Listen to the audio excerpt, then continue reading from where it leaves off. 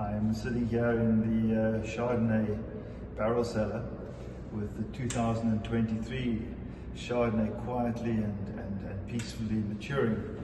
And it's got the opportunity for me just to talk a little bit about Chardonnay and the role it's played in my now going on 34 years of making wine.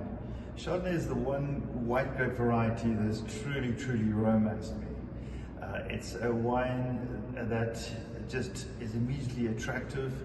It's a wine that can encompass all kinds of styles.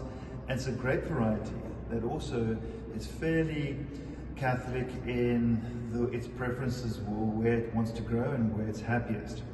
We find in the Himalaya Valley especially that the growing conditions, its maritime climate, especially suited to Chardonnay.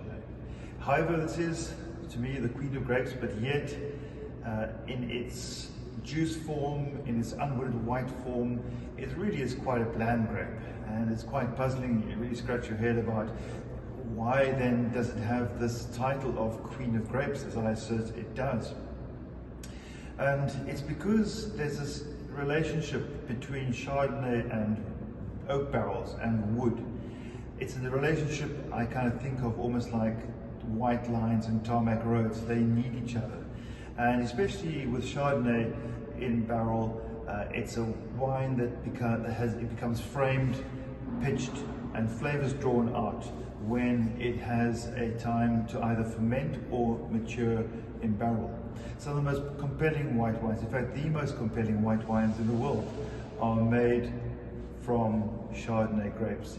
And in its home base, where the place was really born, where it thrives and makes some really incredible wines, Burgundy, we see also that ability of the grape to really have that expression of sight, sense of place. It can express that. It can express an address and soil. And yet it travels so well across the world, and it does become very much pliable in the hands of its maker. It will bend to the will of its winemaker if so required. I find Chardonnay its most compelling, its most interesting, its most beautiful when we as winemakers step aside and we allow Chardonnay to express the place, the earth, the soil. And somebody once said, the more purer the voice of the soil, the more interesting the wine. No more true than for this, the Queen of Grapes, Chardonnay.